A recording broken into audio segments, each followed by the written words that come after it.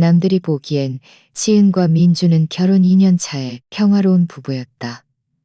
민주는 건축회사 프로젝트 팀장으로, 지은은 지역병원 간호사로 일했다. 결혼 전 친정 부모님이 도와주신 덕에 집을 장만했고 넉넉하진 않아도 안정적인 삶을 꾸려가고 있었다. 하지만 이 안정 뒤에는 지은이 5년 동안 숨겨온 비밀이 있었다는 것을 아무도 몰랐다. 그날 저녁 지은이 막 빨래를 널고 있을 때 시어머니가 검은 한약이 담긴 그릇을 들고 침실로 들어왔다. 지은아, 이거 시골 친척분께 부탁해서 유명한 한의사에게서 받아온 불임치료 한약이야. 따뜻할 때 얼른 마셔. 효과가 좋을 거야. 따뜻한 그릇을 쥔 손에서 쓴 약 냄새가 코끝을 맴돌았다. 마음이 무언가에 꽉 쥐어진 듯 아팠다. 결혼 2년 동안 이런 한약을 100그릇도 더 마신 것 같았다. 매번 착한 척 마시는 신용을 하고는 돌아서서 몰래 부엌 게스트에 버렸다. 민주는 거실 소파에 앉아 TV를 보고 있었다. 시어머니의 목소리를 듣고도 고개 한번 들지 않고 무심하게 한마디 했다. 당신을 위한 거니까 그냥 마셔. 지은은 아무 말 없이 약 그릇을 든 채 부엌으로 들어갔다.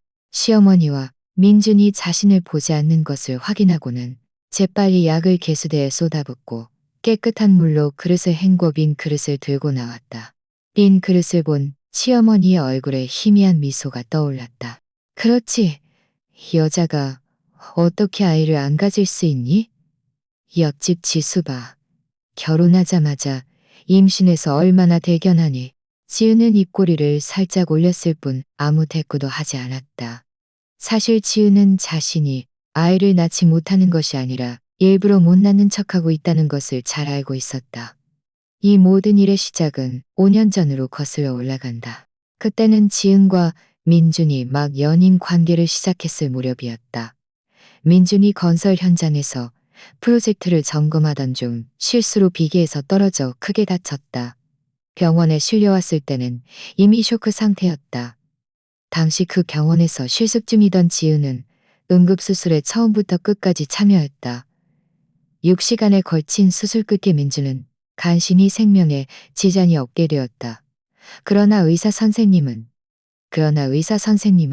지은에게, 민준에게, 민준에게, 민준에게, 민준에게, 민준에게, 민준에게, 민준에게, 민준에게, 민준에게. 민준이 깨어난 후 지은은 그에게 진실을 말할 용기가 없었다. 그가 감당하지 못할까봐 두려웠다.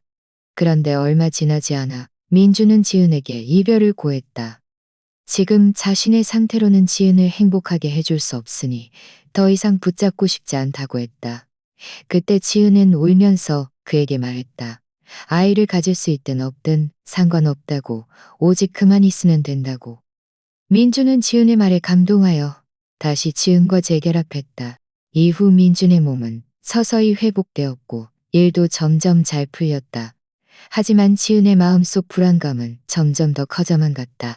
혹시라도 그가 언젠가 아이를 간절히 원하게 되고 진실을 알게 되면 무너져 내릴까봐 두려웠다. 그의 가족들이 진실을 알게 되면 그에게 지은과 헤어지라고 강요할까봐도 걱정했다. 여러모로 생각한 끝에 지은은 자신이 아이를 낳을 수 없는 척하기로 결심했다. 이렇게 하면 나중에 그가 아이를 원하더라도 자신을 탓할 뿐 민준 자신을 의심하지 않을 것이라고 생각했다. 결혼 후 시어머니는 아이를 가지라고 재촉하기 시작했다. 지은은 순조롭게 병원에 가서 검사를 받는 척했다. 매번 의사인 동창 서연에게 부탁해 가짜 검사 보고서를 만들었다. 난소 기능이 좋지 않아 임신이 어렵다는 내용이었다. 시어머니는 불만스러워했지만 더 이상 아무 말도 하지 않고 여기저기 지은에게 좋다는 민간요법을 찾아다니기 시작했다. 민준의 태도는 점점 더 차가워졌다. 처음에는 몇 마디 위로를 해주며 아이가 있든 없든 상관없다고 말했다. 하지만 시간이 지날수록 그는 늦게 귀가하는 일이 잦아졌고 말수도 줄어들었다. 가끔 지은이 말을 걸어도 건성으로 대답하기 일쑤였다. 그날 밤 지은은 침대에 누워 등 돌리고 잠든 민준을 바라보았다. 참지 못하고 그의 팔을 살짝 건드렸다. 민준 씨, 혹시 내가 아이를 못 낳아서 기분이 안 좋은 건가요? 그는 잠시 침묵하더니 천천히 입을 열었다. 아니야. 괜한 생각하지 마. 하지만 그의 목소리에는 단 한 점의 온기도 없었다. 지은은 그가 거짓말을 하고 있다는 것을 알았다. 지은은 몸을 돌려 천장을 바라보았다. 눈물이 조용히 흘러내렸다. 자신이 이렇게 하는 것이 옳지 않을 수도 있다는 것을 알지만 정말 그를 잃고 싶지 않았다. 지은은 자신이 계속 속이면 이렇게 계속 살아갈 수 있을 거라고 생각했다. 하지만 어떤 일은 아무리 숨기려 해도 숨겨지지 않는다는 것을 그때는 알지 못했다. 올 것은 결국 오고야 만다는 것을. 그날 밤 이후 민주는 지은에게 더욱 차갑게 대했다.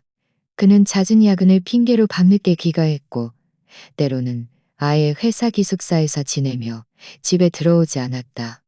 지은은 그가 정말 자신이 아이를 낳지 못한다는 이유로 자신을 싫어하기 시작했다는 것을 마음속으로 알고 있었다. 그 주말 지은이 집안 청소를 하고 거실 바닥을 막 닦아냈을 때 시어머니가 보온병을 들고 들어왔다. 시어머니는 보온병을 테이블 위에 놓으며 좋지 않은 표정으로 말했다. 지은아, 어제 절에 가서 점을 봤는데 스님께서 네 병이 계속 낫지 않으면 우리 민준이네 집안대가 끊길 거라고 하셨어. 지은의 손에 들려있던 밀대가 멈칫했다. 가슴이 쿵 내려앉았다. 올 것이 왔다는 것을 직감했다. 지은은 밀대를 내려놓고 다가가 앉으면 나직이 물었다. 어머니, 어떻게 하시면 좋겠어요? 시어머니는 지은을 바라보며 단호한 어조로 말했다. 내가 민준이랑 의논했어. 너희 둘 이혼하는 게 좋겠다. 우리 민준이네 집안은 대가 끊길 수 없어. 민준이는 아직 젊은데 너 때문에 평생을 망칠 수는 없지. 언젠가 이런 날이 올 것이라고 예상했지만 시어머니 입에서 이혼이라는 두 글자를 듣는 순간 마음이 찢어지는 듯 아팠다. 지은은 눈물을 꼭 참으며 고개를 끄덕였다. 알겠어요. 민준 씨와 이야기해 볼게요. 지은이 너무나 쉽게 동의하자 시어머니는 약간 의외라는 표정을 지었지만 이내 다시 냉담한 표정으로 돌아왔다. 네가 그렇게 생각하니 다행이구나. 이게 모두에게 좋은 길이야. 재산 문제에 있어서도 너에게 불이익을 주지 않을 거야. 이 집은 네가 결혼 전에 산 거니까 그대로 네 소유로 해. 민준이가 2년 동안 이 집에서 살았지만 나눌 만한 재산도 없으니 이걸로 된 걸로 하자. 지은은 아무 말 없이 고개만 끄덕였다. 사실 지은은 시어머니가 이렇게 말하는 것이 자신이 소란을 피워 민준의 평판에 영향을 줄까봐 걱정하는 것임을 알고 있었다. 어쨌든 모든 사람의 눈에는 지은이 아이를 낳지 못해서 이혼하게 된 것이고 민준은 그저 피해자일 뿐이었다. 오후에 민준이 돌아왔다. 그는 문을 열고 들어서자마자 소파에 앉아있는 지은을 보았다. 아무런 표정 없이 그저 담담하게 물었다. 엄마가 당신한테 말했지? 지은은 고개를 들어 그를 바라보았다. 마음속은 오만 가지 감정으로 뒤섞였다. 5년 동안 사랑했고 그를 위해 진실을 숨기고 아이를 낳지 못하는 척했던 이 남자가 이제 자신과 이혼하려 한다. 그것도 이렇게 평온한 태도로 마치 우리 사이에 한 번도 감정이 없었던 것처럼. 지은은 고개를 끄덕였다. 이혼할게요. 하지만 딱 한 가지 조건이 있어요. 이 집은 결혼 전 제 재산이니까 제 소유로 해줘요. 다른 건 아무것도 필요 없어요. 민주는 잠시 멍하니 있었다. 지은이 이렇게 시원하게 나올 줄은 예상하지 못했을 것이다. 그는 지은이 울고불고 매달릴 것이라고 생각했을 것이다. 그는 잠시 멈칫하더니 입을 열었다. 좋아. 이해 없어. 이혼 합의서는 내가 빨리 준비할게. 그때 우리 구청에 가서 수속 밟자. 지은은 그를 바라보며 참지 못하고 물었다. 민준 씨, 우리 결혼 2년 동안 단 한순간도 아쉽거나 미련이 없었나요? 민준의 눈빛이 흔들렸다. 그는 지은의 시선을 피하며 나지막한 목소리로 말했다. 지은아, 미안해. 나도 이러고 싶지 않았어. 하지만 우리 엄마가 너무 심하게 재촉해서 나도 어쩔 수 없었어. 그리고 우리 사이가 정말 안 맞는 것도 사실이고. 안 맞아? 지은은 비웃듯 말했다. 내가 아이를 못 낳아서 안 맞는다는 건가요? 민주는 침묵했다. 아무 대답도 하지 않았다. 하지만 그의 침묵은 모든 것을 말해주고 있었다. 지은은 그를 바라보았다. 마음속 마지막 희망마저 산산이 부서졌다. 지은은 그가 아이를 낳지 못한다는 이유로 이혼하더라도 적어도 조금의 미안함이나 아쉬움은 있을 것이라고 생각했다. 하지만 그는 이렇게나 평온하고 당연하다는 듯이 행동할 줄은 몰랐다. 며칠 지나지 않아 민주는 이혼 합의서를 지은에게 가져왔다. 지은은 꼼꼼히 읽어보았다. 집은 지은의 소유로 하고 다른 재산은 각자의 명의로 하는 것으로 명확하게 적혀 있었다. 아무런 이의도 없었다. 지은은 펜을 들고 망설임 없이 자신의 이름을 서명했다. 민주는 지은이 서명하는 것을 보고 안도의 한숨을 내쉬었다. 마치 큰일을 해낸 것처럼 그는 합의서를 들고 말했다. 그럼 우리 내일 오전에 구청에 가서 수속 받자. 지은은 고개를 끄덕였다. 지우와 다음 날 오전 그들은 함께 구청에 갔다. 이혼 수속을 받으러 온 사람들이 많지 않아 금방 그들의 차례가 되었다. 직원은 그들을 보며 참지 못하고 물었다.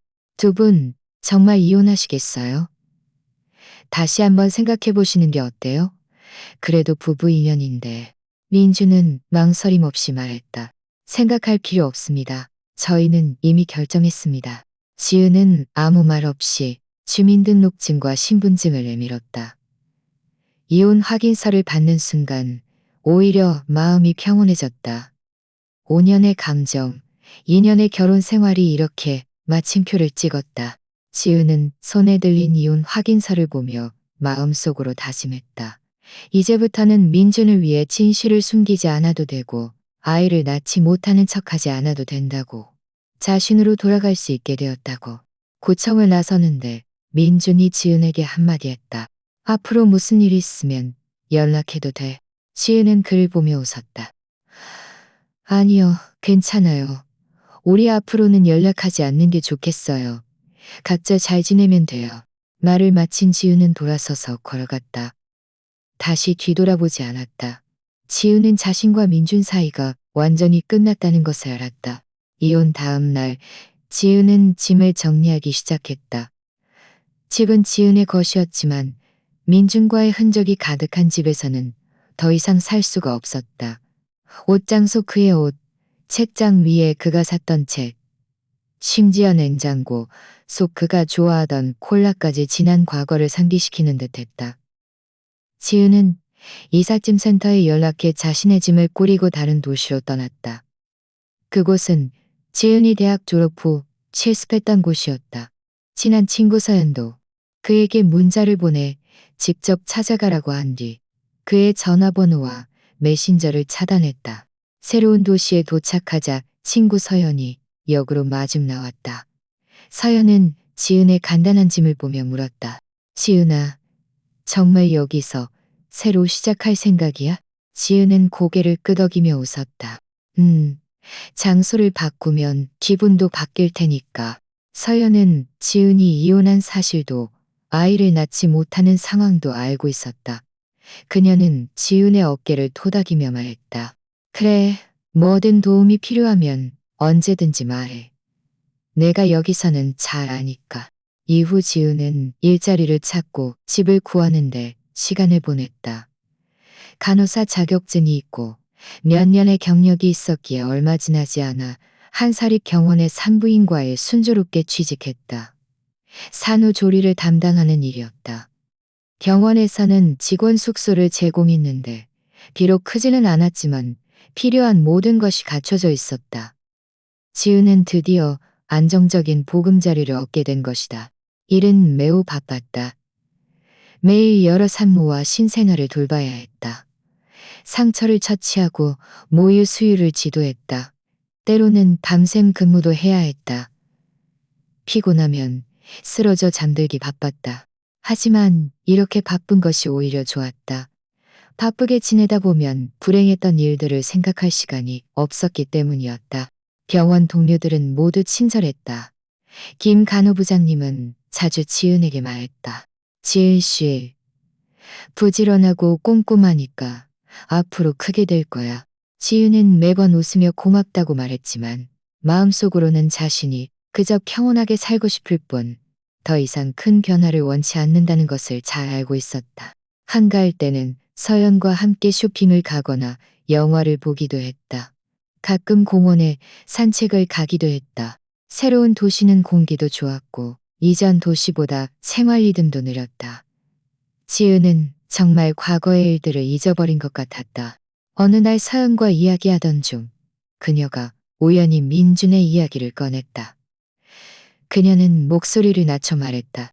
지은아, 며칠 전에 고향에 갔다가 엄마한테 들었는데 민준 씨 이혼하고 얼마 안 돼서 여자친구 사귀었대.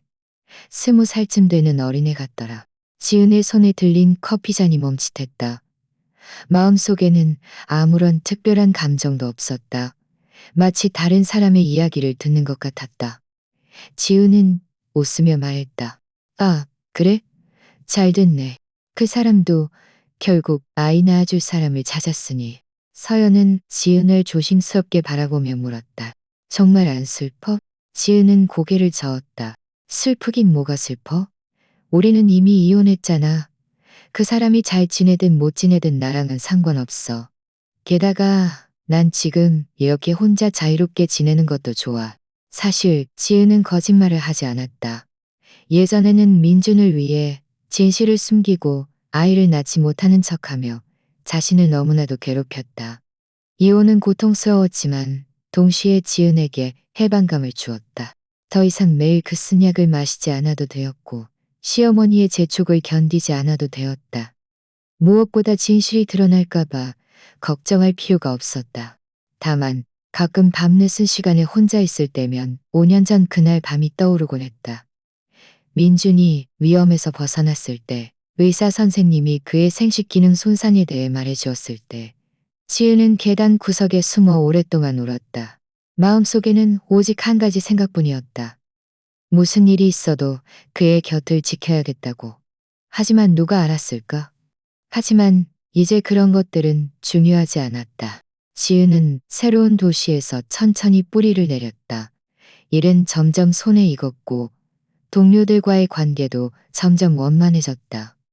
김 간호부장님은 지은에게 산부인과 업무에 익숙해지면 분만실에서 배우게 해줄 테니 나중에 기회가 되면 출산 전문 간호사로 전직할 수도 있다고 말했다. 지은은 자신을 돌보는 법을 배우기 시작했다.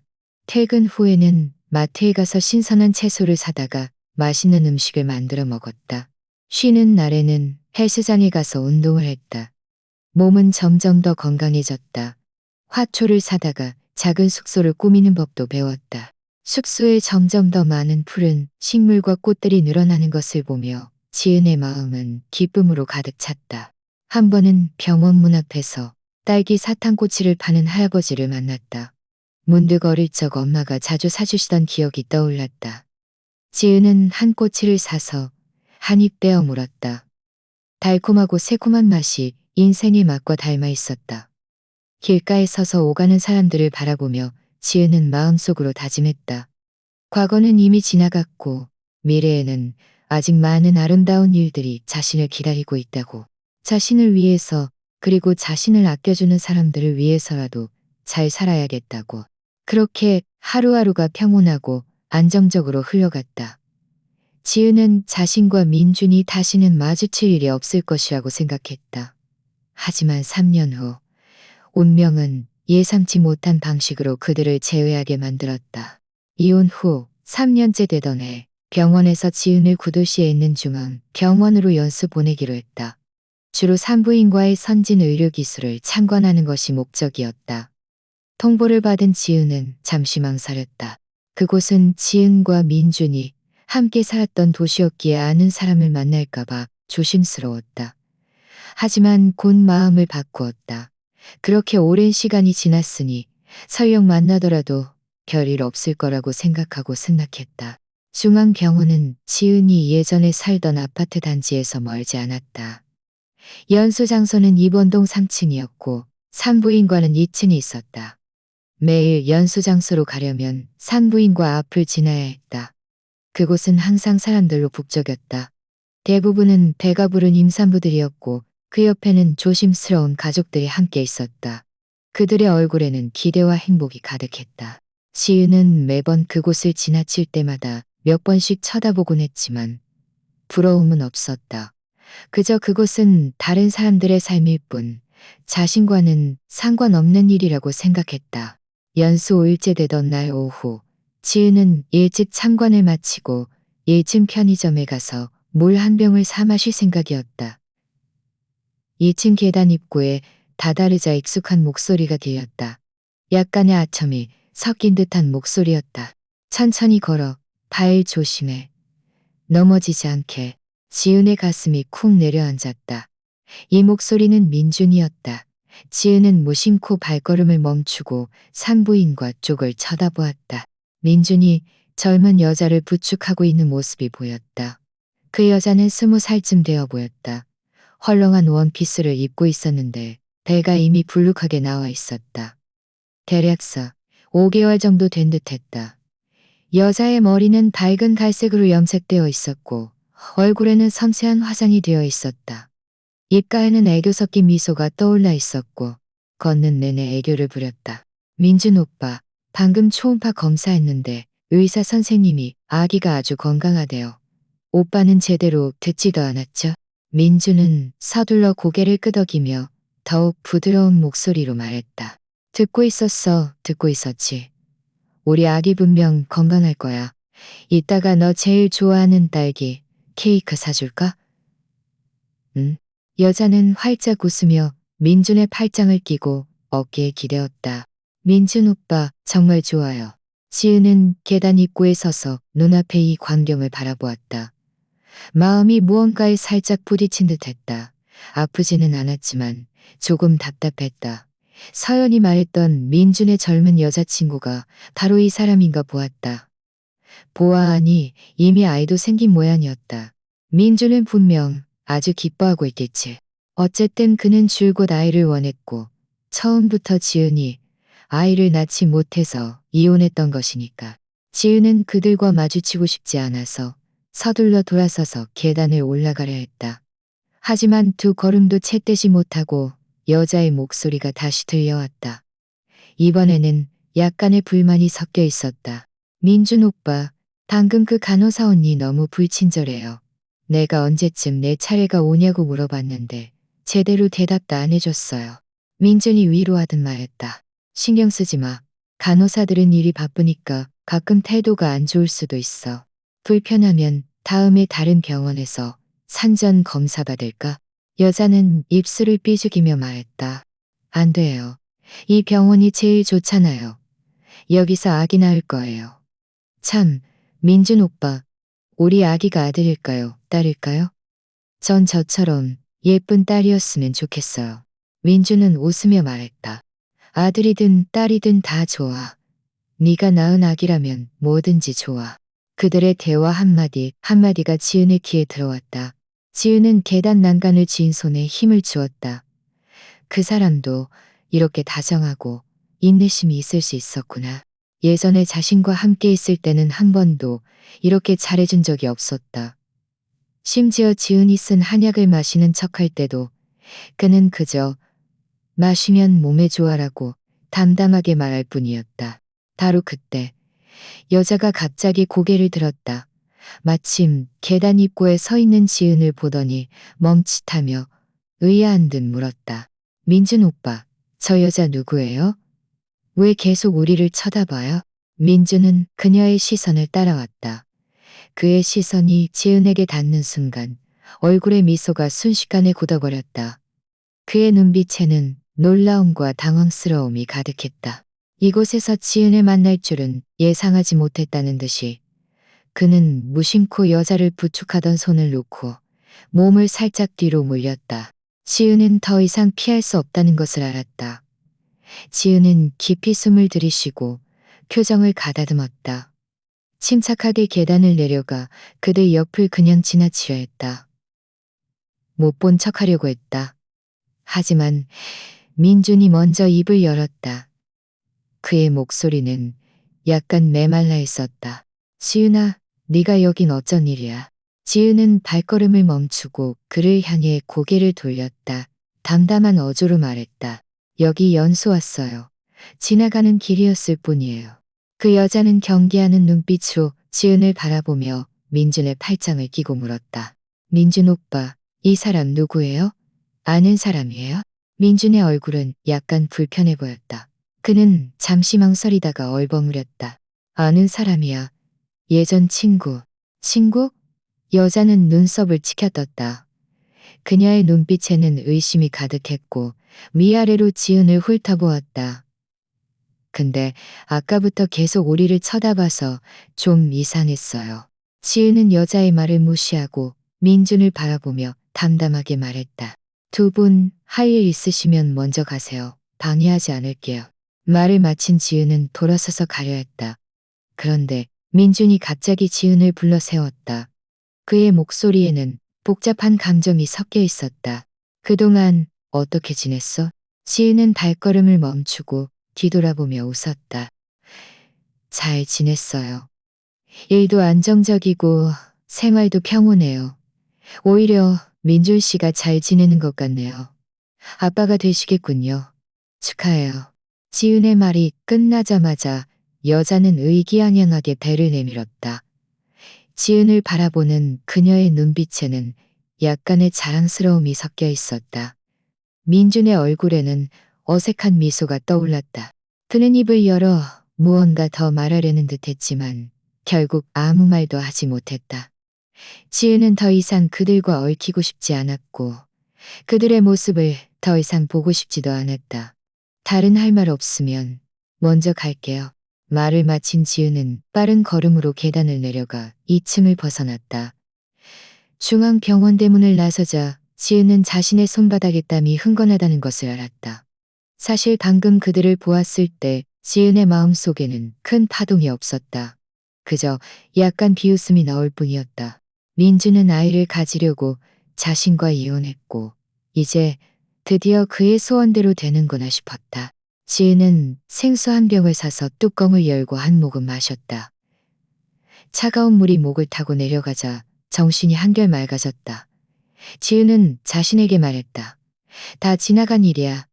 그들이 잘 지내든 못 지내든 나랑은 아무 상관없어. 이번 우연한 만남은 그저 인생의 작은 에피소드일 뿐이야. 금방 지나갈 거야. 하지만 지은은 이 에피소드가 끝나지 않았다는 것을 알지 못했다. 다음 날 오전 지은이 다시 산부인과 앞을 지나갈 때 그들을 다시 만났다. 그리고 이번에는 예상치 못한 일이 벌어졌다.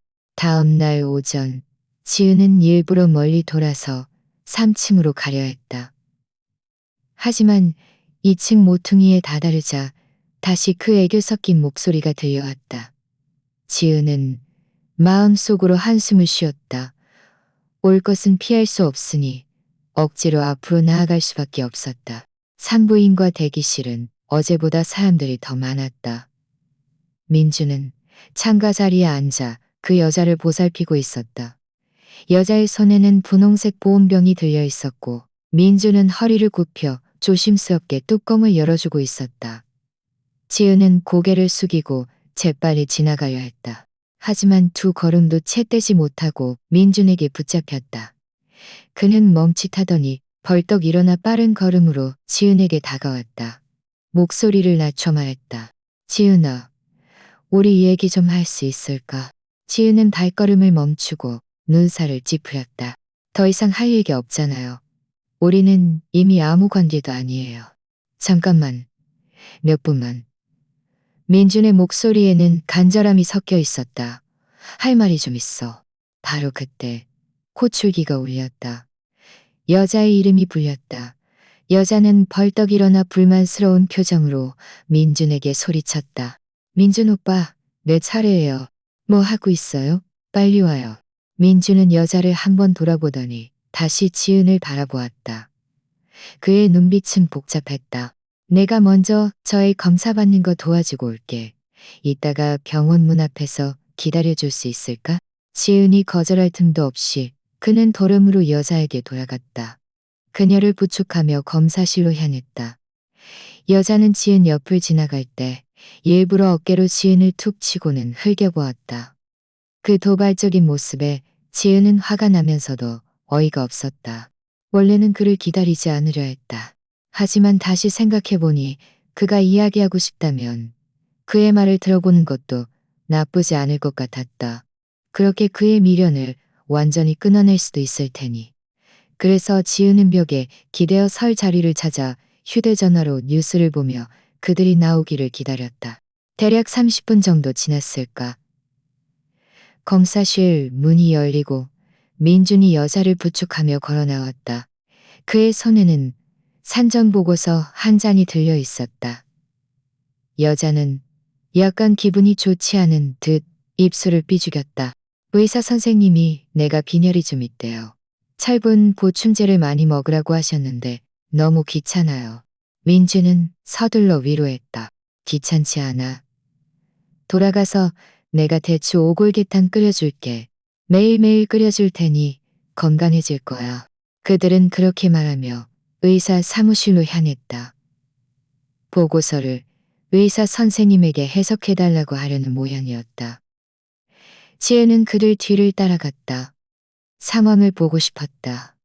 호기심 때문은 아니었고 그저 마음이 좀 놓이지 않았기 때문이었다. 어쨌든 그 여자는 임신 중이었고 만약 정말 무슨 문제라도 있다면 안타까운 일이었다. 의사 선생님은 50대 정도의 아주머니였다. 안경을 쓰고 있었고 인상이 매우 온화해 보였다. 그녀는 민준의 손에 들린 보고서를 받아들고 꼼꼼히 살펴보았다. 이따금 여자에게 몸 상태에 대해 몇 마디 묻기도 했다. 여자는 건성으로 대답하면서도 눈빛은 줄곧 민준을 향해 있었다. 얼굴에는 온통 의존적인 표정이었다. 의사 선생님은 보고서를 다 보고 고개를 들어 민준을 바라보았다. 눈살을 찌푸리며 진지한 어조로 물었다. 이 아이의 아버지 되시나요? 민준은 서둘러 고개를 끄덕였다. 네, 제가 남편입니다. 의사 선생님은 고개를 끄덕이더니 다시 보고서를 보았다. 그러더니 의아한 표정으로 민준을 바라보며 입을 열었다. 정관 수술은 5년 전에 하신 건가요? 회복은 어떠세요? 정기적으로 검진은 받으셨고요. 정관 수술? 민주는 마치 벼락이라도 맞은 듯 순식간에 그 자리에 얼어붙었다. 눈을 동그랗게 뜨고 믿을 수 없다는 듯 의사 선생님을 바라보았다. 네, 의사 선생님? 무슨 말씀이세요? 저는 정관 수술 같은 거 한 적 없는데요. 혹시 잘못 보신 거 아니세요? 의사 선생님은 멈칫하더니 다시 보고서를 집어들고 꼼꼼히 살펴보았다. 안경까지 고쳤으며 확신에 찬 목소리로 말했다. 틀림없어요.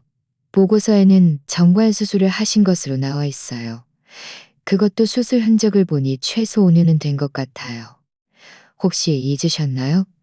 아니면 뭔가 숨기는 말씀이 있으신가요? 민준의 얼굴은 순식간에 잿빛으로 변했다. 입술은 떨렸고 아무 말도 하지 못했다. 그의 손에 들려있던 보고서가 바닥에 떨어졌다. 그는 의사 선생님을 멍하니 바라보았다. 아직 상황을 파악하지 못한 듯했다. 여자도 멍하니 있었다. 그녀는 민준을 보았다가 의사 선생님을 보았다가 하며 의아한 듯 물었다. 의사 선생님 무슨 말씀이세요? 무슨 정관 수술이요? 민준 오빠가 어떻게 그런 수술을 해요? 혹시 잘못하신 거 아니세요? 잘못한 거 아니에요. 의사 선생님은 고개를 저으며 확신에 찬 목소리로 말했다. 보고서는 거짓말을 하지 않아요. 이분은 분명 정관 수술을 하셨어요. 그리고 이런 수술을 하면 여성이 임신할 수 없어요. 임신할 수 없다니요? 여자의 목소리가 순식간에 8옥타브나 높아졌다. 그녀는 민준의 팔을 세게 붙잡고 흔들었다.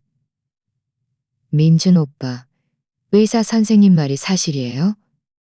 오빠가 정관 수술을 했다고요?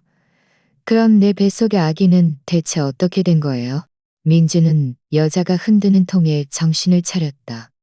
그는 여자를 확 내쳐내며 잿빛 얼굴로 지은을 바라보았다. 그의 눈빛에는 충격과 분노가 가득했다.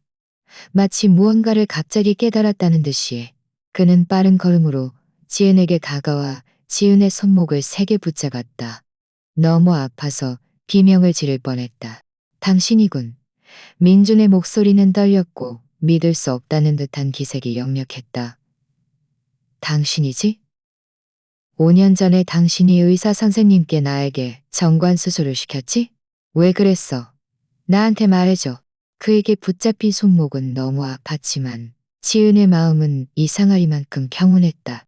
올 것이 결국 오고야 말았다.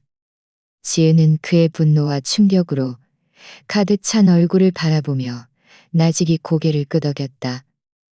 한마디 또박또박 말했다. 맞아요. 내가 의사 선생님께 부탁해서 한 거예요. 지은이 인정하는 것을 듣자 민준의 눈은 순식간에 붉어졌다. 지은의 손목을 쥔 손의 힘이 더욱 강해졌다. 그의 손가락이 지은의 뼈를 부러뜨릴 듯한 힘으로 꽉 쥐어오는 것을 선명하게 느낄 수 있었다. 주변 사람들은 모두 이쪽의 소란에 이끌려 고개를 돌려 바라보았다. 의사 선생님도 서둘러 일어나 그들을 말리려 했다. 젊은이, 할 얘기 있으면 좋게 말하고 손대지 마세요. 민주는 듣지 못하는 듯 소리쳤다. 왜 그랬어? 나랑 무슨 원한이라도 있었어? 왜 내가 아빠가 될 기회를 망쳤어? 내가 얼마나 아이를 원했는지 알아? 그의 목소리에는 분노와 절망, 그리고 배신감에 의한 고통이 가득했다. 지은은 그를 바라보며 마음속으로 씁쓸함이 밀려왔지만 그보다 더 큰 것은 시원함이었다. 5년 동안 억눌러왔던 비밀을 드디어 말할 수 있게 된 것이다. 지은은 힘껏 손목을 잡아당겨 그가 놓아주기를 바랐지만 그가 너무 세게 잡고 있었다. 지은은 그를 바라보며 한마디 또박또박 말했다. 내가 당신이 아빠가 될 기회를 망쳤다고요? 민준 씨? 잊지 말아요. 5년 전 당신이 비계에서 떨어졌을 때 누가 병원에서 3일 밤낮을 지켰나요? 누가 울면서 의사 선생님께 당신을 꼭 살려달라고 빌었나요? 민주는 멈칫했다. 그의 눈빛에 혼란스러움이 스쳐 지나갔다. 5년 전 일을 회상하는 듯했다. 옆에 있던 여자도 오름을 멈추고 의아한 듯 그들을 바라보았다. 그들 사이에 대체 어떤 과거가 있었는지 알 수 없다는 듯이 지은은 계속 말했다. 그때 의사 선생님이 나에게 말했어요. 당신의 생식 기능이 심각하게 손상돼서 목숨은 건져도 앞으로 아이를 갖기 어려울 거라고. 그리고 억지로 임신하려 하면 생명의 위험이 따를 거라고. 당신이 깨어난 후 나를 붙잡고 싶지 않다고 이별을 고했죠. 그때 내가 얼마나 힘들었는지 알아요? 나는 당신과 헤어지고 싶지 않았고 당신을 붙잡을 방법을 찾을 수밖에 없었어요. 나는 당신을 수술했던 의사 선생님을 찾아갔어요. 나를 도와달라고 부탁했죠. 나는 아이를 가질 수 있든 없든 상관없고 오직 당신이 건강하게 살 수 있는 것만 중요하다고 말했어요. 의사 선생님은 내 말에 감동해서 당신에게 정관 수술을 해줄 수 있다고 하셨어요. 그렇게 하면 나중에 억지로 임신하려다 생길 위험도 피할 수 있고 당신은 자신의 몸이 괜찮다고 생각하며 당장 아이를 가질 수 없을 뿐이라고 생각하게 될 거라고요. 원래는 당신 몸이 완전히 회복되면 천천히 진실을 말해주려 했어요. 하지만 나중에 당신은 일이 점점 바빠지고 나에게도 점점 차갑게 대했어요. 특히 결혼 후에는 당신 어머니가 매일 아이를 재촉했고 당신도 나를 점점 짜증스럽게 바라보았죠. 나는 당신에게 진실을 말하면 당신이 감당하지 못할까봐, 내가 멋대로 결정했다고 나를 비난할까봐, 나랑 이혼할까봐 두려웠어요. 그래서 나는 내가 아이를 낳지 못하는 척할 수밖에 없었고 모든 압력을 나 혼자 감당했어요. 지은이 이 말을 할 때 목소리는 매우 평온했지만 눈물은 참지 못하고 흘러내렸다. 5년 동안의 억울함, 두려움, 인내가 이 순간 모두 터져 나온 것이었다. 민주는 이 말을 듣고 온몸이 굳어버렸다. 지은의 손목을 쥐고 있던 힘이 천천히 풀렸다. 그는 지은을 바라보았다. 그의 눈빛에는 충격, 죄책감, 그리고 믿을 수 없다는 표정이 가득했다. 입술을 떨며 한참 동안 아무 말도 하지 못했다. 당신 말이 사실이야? 5년 전에 내가 떨어졌을 때 정말 아이를 가질 수 없었던 거야? 지은은 고개를 끄덕이며 눈물을 닦았다. 사실이에요. 나는 아이가 없어도 우리가 잘 지낼 수 있을 거라고 생각했어요. 그런데 당신은요? 당신은 내가 아이를 낳지 못한다고 나에게 점점 차갑게 대했고, 결국 나랑 이혼해서 다른 사람을 찾았어요. 나에게 말해봐요. 대체 누가 당신이 아빠가 될 기회를 망쳤나요? 민주는 비틀거리며 두 걸음 뒤로 물러섰다.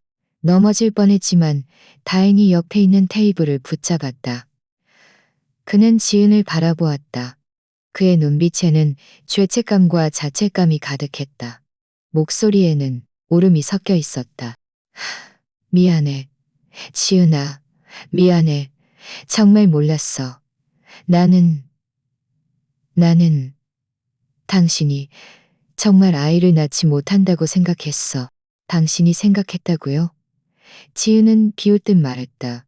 당신은 한 번도 나에게 물어본 적이 없었어요. 한 번도 내가 왜 아이를 낳지 못하는지 관심 가져준 적이 없었죠. 당신은 그저 불평만 할 줄 알았고, 당신 어머니와 함께 나를 압박할 줄만 알았어요. 민준 씨, 당신은 나를 사랑한 게 아니에요. 당신은 그저 당신 자신을 사랑했고 아빠가 되겠다는 당신의 집착만을 사랑했을 뿐이에요. 옆에 있던 여자가 갑자기 입을 열었다. 그녀는 민준을 바라보았다. 그녀의 눈빛에는 의심과 분노가 가득했다. 민준 오빠, 이 사람 말이 사실이에요? 오빠가 5년 전에 정관 수술을 했다고요? 그럼 내 뱃속의 아기는 대체 누구의 아기예요? 여자의 말은 마치 찬물한 바가지처럼 죄책감에 잠겨있던 민준을 깨웠다. 그는 갑자기 고개를 들어 여자의 배를 바라보았다. 그의 눈빛에는 공포가 가득했다. 나도 몰라. 정말 몰랐어. 나는 내 몸이 괜찮다고 생각했어. 모른다고요? 여자가 비명을 질렀다. 오빠가 정관 수술을 했는데 어떻게 나를 임신시킬 수 있어요? 오빠, 혹시 처음부터 알고 있었는데 일부러 나를 속인 거예요? 내가 오빠 아기를 임신했다고 생각하게 해서 나를 오빠 옆에 두려고 한 거예요? 이 사기꾼. 여자는 울면서 욕을 했고 손을 뻗어 민준을 때렸다. 민준은 그녀에게 맞아 뒷걸음질 쳤지만 어떻게 설명해야 할지 몰랐다. 주변 사람들은 모두 그들에게 손가락질하며 수군거렸다. 어떤 사람들은 휴대전화를 꺼내 몰래 사진을 찍기도 했다. 의사 선생님은 이 혼란스러운 상황을 보고 한숨을 쉬며 그들에게 말했다. 두 분, 무슨 일이든 밖에 나가서 말씀하세요. 여기서 다른 환자들에게 피해 주지 마시고요. 그리고 이 아가씨, 임신 중인데 그렇게 흥분하면 아기에게 안 좋아요. 여자는 그제야 울음을 멈췄지만 계속 흐느꼈다. 그녀의 눈빛에는 절망이 가득했다. 민주는 잘못한 아이처럼 그 자리에 서서 어쩔 줄 몰라 하며 그들을 바라보았다. 지은은 그들을 바라보며 한 점의 동정도 느끼지 못했다. 그저 완전히 해방된 듯한 느낌만 들었다. 지은은 얼굴에 눈물을 닦고 민준에게 말했다. 민준 씨, 옛날 일은 이미 다 말해줬어요. 나는 당신에게 미안할 게 없어요. 나는 떳떳해요. 앞으로 우리 다시는 만나지 말아요. 각자 잘 지내요. 말을 마친 지은은 돌아서서 가려 했다. 그런데 민준이 갑자기 달려와 다시 지은의 손을 붙잡았다. 그의 눈빛에는 간절함이 가득했다. 지은아, 미안해. 내가 잘못했어. 우리 다시 시작하자. 내가 잘 보상해 줄게. 우리 앞으로 잘 살자. 아이가 없어도 괜찮아. 지은은 그를 보며 어이가 없으면서도 가여웠다. 이제 와서 잘못을 알다니 진작에 뭘 하고 있었나 싶었다. 지은은 민준의 손을 힘껏 뿌리치고 한 걸음 뒤로 물러서 거리를 두었다. 차가운 목소리로 말했다. 민준 씨, 정신 차려요. 우리는 이미 안 돼요. 처음부터 당신이 이혼하자고 했고 당신이 다른 사람을 선택했잖아요. 이제 와서 이런 말을 한들 무슨 소용이 있어요. 민주는 다시 앞으로 나서려 했지만 옆에 있던 여자에게 붙잡혔다. 여자는 이제 울지 않았다. 얼굴에는 차가운 증오심이 가득했다. 그녀는 민준을 노려보며 떨리는 목소리로 하지만 이를 악문 듯한 증오심을 담아 말했다. 건드리지 마. 민준 오빠, 내일부터 제대로 설명해. 민준은 여자에게 붙잡혀 휘청거렸다. 그녀를 돌아보자 그의 눈빛에는 당황스러움이 가득했다. 하늘아, 내 말 좀 들어봐. 나는 정말 내가 청과 수술을 한 줄 몰랐어. 이건 다 오해야. 정말 엄청난 오해야. 오해? 하늘이는 비웃듯 말했다. 손을 뻗어 자신의 배를 토닥였다. 그럼 내 뱃속의 아기도 오해라는 거야? 오빠가 정관 수술을 했는데 어떻게 나를 임신시킬 수 있어? 솔직히 말해봐. 오빠 혹시 처음부터 이 사실을 알고 있었는데 일부러 나를 속인 거지? 내가 오빠 아기를 임신했다고 생각하게 해서 나를 오빠 옆에 두려고 한 거지? 주변의 수군거림은 더욱 커졌다. 어떤 사람들은 작은 목소리로 말했다. 이 남자 너무 비열하잖아. 자기가 정관 수술 해놓고 여자한테 임신시켰다고 속이다니. 어쩌면 저 아이는 아예 저 남자의 아이가 아닐 수도 있어. 그러니 저렇게 당황하는 거지.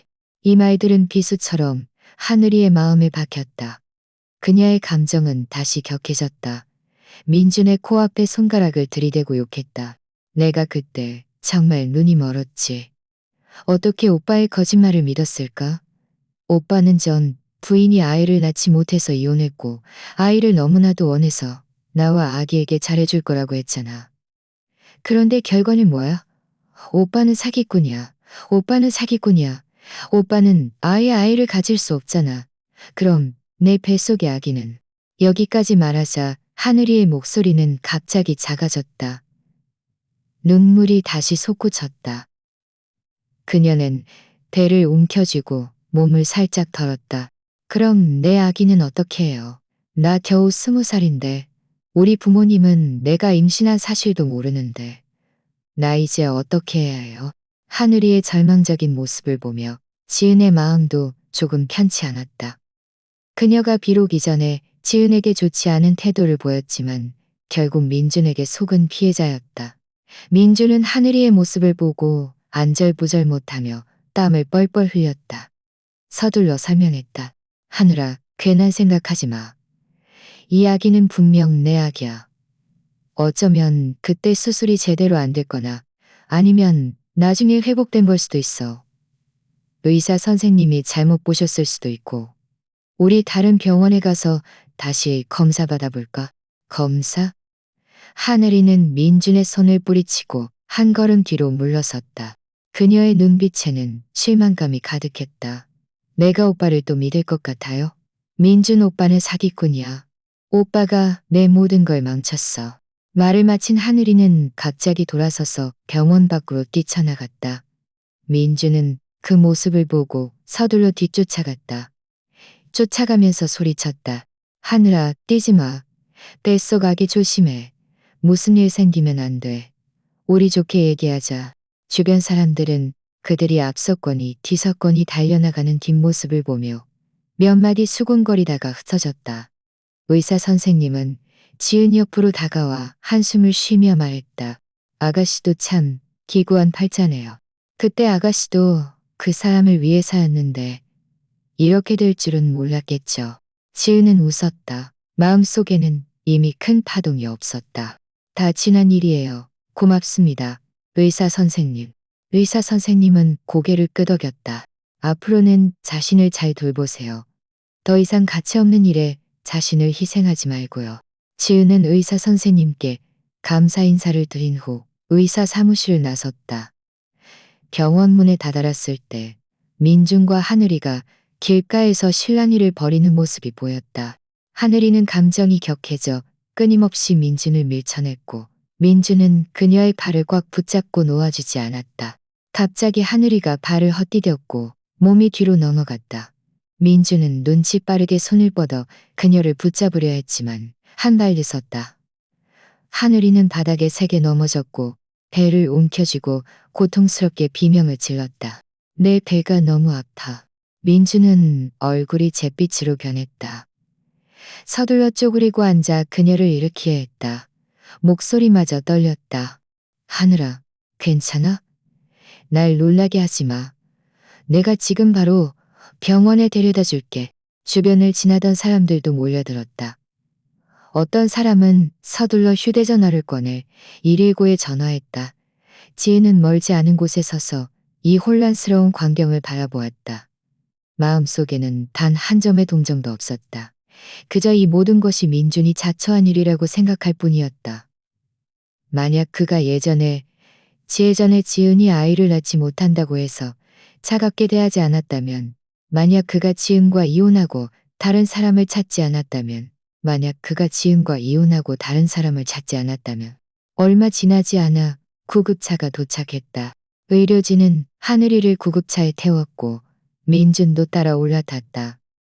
구급차는 요란한 소리를 내며 출발했다.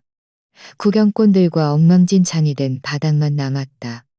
지은은 그 자리에 서서 구급차가 시야에서 사라지는 것을 바라보았다. 마음속으로 중얼거렸다. 이것이 아마 인과응보겠지. 민주는 자신의 집착 때문에 지은을 상처 입혔고 하늘이도 속였다. 결국 이렇게 비참한 결과를 맞이한 것은 모두 그 자신이 겪고, 바로 그때 지은의 휴대전화가 울렸다. 서연에게서 온 전화였다. 지은은 전화를 받았다. 서연의 목소리는 활기찼다. 지은아, 연수 끝났어? 저녁에 내가 밥 살게. 환영회겸. 지은은 웃으며 말했다. 거의 다 끝나가. 오늘 저녁에 시간 될 것 같아. 저녁에 보자. 전화를 끊고 지은은 깊이 숨을 들이쉬었다. 고개를 들어 하늘을 보았다. 오늘 날씨는 아주 좋았다. 햇살은 밝았고 하늘은 푸르고 구름은 하얗게 떠 있었다. 지은의 마음은 갑자기 아주 가벼워졌다. 무거운 짐을 내려놓은 것 같았다. 5년의 비밀, 2년의 억울함이 오늘 드디어 완전히 끝났다. 지은은 더 이상 자신이 아이를 낳지 못하는 척하지 않아도 되고, 더 이상 민준을 위해 살지 않아도 된다. 이제부터는 자신답게 살고 싶은 삶을 살 수 있다. 지은은 돌아서서 병원을 나섰다. 발걸음은 가벼웠다. 버스 정류장을 향해 걸어갔다. 길가의 꽃들은 한창 피어 있었고 미풍이 불어와 은은한 꽃향기를 실어 날렸다. 지은은 자신만의 새로운 삶이 이제 막 시작되었다는 것을 알았다. 저녁에 서연과 밥을 먹으면서 지은은 낮에 병원에서 있었던 일을 이야기해 주었다. 서연은 이야기를 다 듣고 화가 나서 테이블을 탁 쳤다. 민준 씨도 정말 너무하네. 네가 그때 그 사람을 위해 그렇게 많이 희생했는데 어떻게 너한테 이럴 수 있어? 그리고 그 하늘이라는 애도 불쌍하긴 하지만 사랑의 눈이 멀었어. 어린 나이에 미혼모가 되다니 너무 경솔했어. 지은은 웃으며 그녀에게 생선 한 조각을 얹어주었다. 다 지난 일이야. 이제 와서 이런 말 한들 무슨 소용이 있어? 어쨌든 나랑 민준 씨는 완전히 끝났어. 앞으로는 다시 마주칠 일도 없을 거야. 서연은 지은을 보며 한숨을 쉬었다. 네가 그렇게 생각하니 다행이다. 그런데 말이야, 하늘이랑 그 아기는 어떻게 됐는지 안 궁금해? 지은은 고개를 저었다. 안 궁금해. 그건 그들 일이고 나랑은 상관없어. 나는 지금 그저 열심히 일하고 내 삶을 잘 살고 싶어. 말은 그렇게 했지만 다음 날 중앙병원으로 연수하러 갔을 때 지은은 하늘이를 진료했던 의사 선생님에게 참지 못하고 물어보았다. 의사 선생님은 하늘이가 병원에 실려온 후 넘어지는 바람에 유산했다고 말했다. 생명에는 지장이 없었지만 앞으로 임신할 확률이 낮아질 수도 있다고 했다.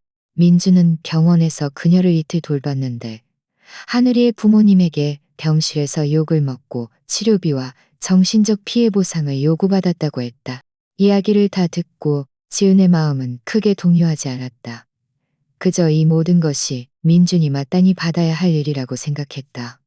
만약 그가 처음부터 하늘이를 속이지 않았더라면, 아이를 가지려고 자신과 이혼하지 않았더라면 이런 일들은 이런 일들은 일어나지 않았을 것이다. 연수가 끝난 후 지은은 새로운 도시의 병원으로 돌아왔다. 병원에서는 지은이 연수 기간 동안 우수한 성적을 보여주었다며 그녀를 분만실 출산 전문 간호사로 발령했다. 비록 이전보다 일이 더 힘들었지만 매번 신생아가 순조롭게 태어나고 그들의 우렁찬 울음소리를 들을 때마다 지은의 마음은 성취감으로 가득 찼다. 한가할 때면 여전히 서연과 함께 쇼핑을 가고 영화를 보았다. 가끔은 보육원에 가서 봉사활동을 하기도 했다. 그곳의 아이들은 모두 너무나 사랑스러웠다.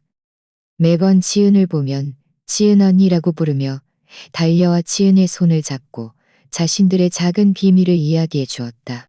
아이들과 함께 있을 때면 지은의 마음은 특별히 따뜻해졌다. 모든 불행한 일들이 연기처럼 사라지는 것 같았다. 한 번은 보육원에서 찬우라는 남자아이를 만났다. 찬우는 겨우 5살이었는데 장애가 있어서 부모에게 버림받았다. 찬우는 매우 내성적이었고 항상 혼자 구석에 앉아 있었다. 지은은 그에게 그림에 대한 재능이 있다는 것을 발견하고 많은 그림 도구와 종이를 사주었다. 특별히 미술학원에도 등록해서 함께 수업을 들으러 갔다. 천천히 찬우는 밝아졌다. 매번 지은을 만날 때마다 자신이 그린 그림을 지은에게 선물했고 그 위에는 지은 언니 사랑해요 라고 적혀 있었다. 찬우의 변화를 보며 지은은 문득 깨달았다. 아이가 있든 없든 사실 중요하지 않다고. 중요한 것은 자신이 좋아하는 일을 찾고 도움이 필요한 사람들을 돕고 자신의 삶을 의미 있게 만드는 것이라고. 대략 반년쯤 지났을까. 지은은 우연히 예전 이웃에게서 민준의 소식을 들었다. 이웃은 민준이 나중에 하늘이와 헤어졌고 하늘이네 가족에게 거액의 합의금을 물어주느라 그동안 모아둔 돈을 모두 썼다고 말했다. 그의 어머니는 이 일 때문에 화병이 나서 입원했고 치료비도 만만치 않게 들었다. 민주는 돈을 벌기 위해 이전 직장을 그만두고 건설 현장에서 막노동을 했다. 매일 죽으림을 다해 일했지만 삶은 매우 고달팠다고 했다. 지은은 그저 담담하게 웃을 뿐 더 이상 민준에 대해 묻지 않았다. 민준의 인생이 좋든 나쁘든 이제 지은과는 아무 상관이 없었다.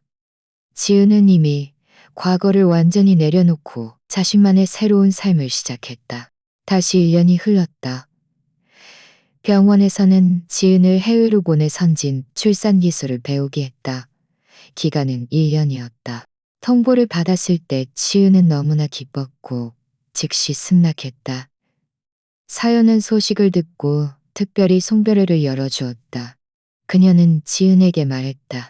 지은아, 드디어 네 꿈을 쫓아가는구나. 정말 자랑스러워.